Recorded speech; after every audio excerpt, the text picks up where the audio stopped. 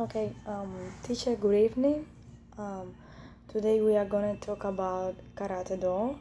Karate Do means more than just an anti-hand technique. It's the way of the anti-hand. It was developed from the indigenous martial arts in Ryukyu Islands under the influence of Chinese martial arts. Um, Karate is now predominantly a striking art using punching, kicking, knee strikes, elbow strike, and of course also anti-hand techniques. Um, this martial art word gain was it gains popularity in 1960s or 1970s. Um, in those years, there were movies that helped to increase this sport, and it also helped because they were schools that were created across the world to in order to um, teach people these sports, even though you don't um, even though these kind of people that just have a casual interest in the sport, as well as those that were seeking a deep study on this martial art. Karate was also an English word that began to be used in a generic way to refer to all striking based martial marks in those years, because people didn't know how to um, difference one martial art to the other one. For example, karate do with taekwondo or with jiu-jitsu, they just say karate for all these kind of martial arts.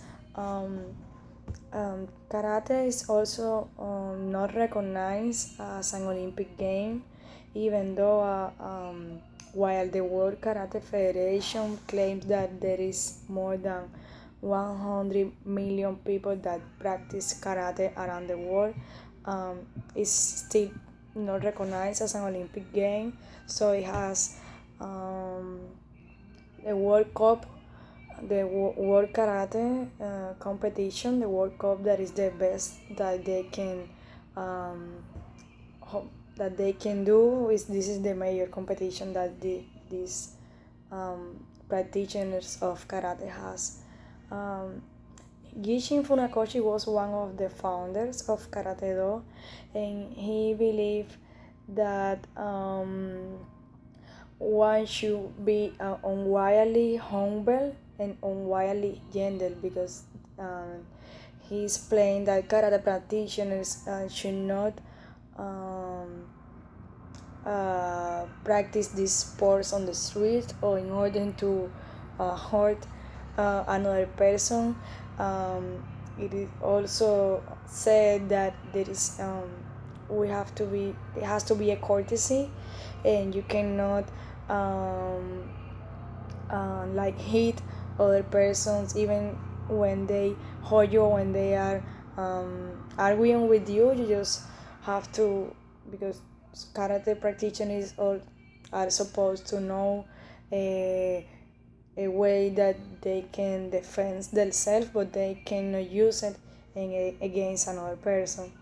I practice karate since I have like 5 or 6 years old, and I would say that it was one of the best things that happened to me, because it um, teach me how to be a respectful person, honest, disciplined.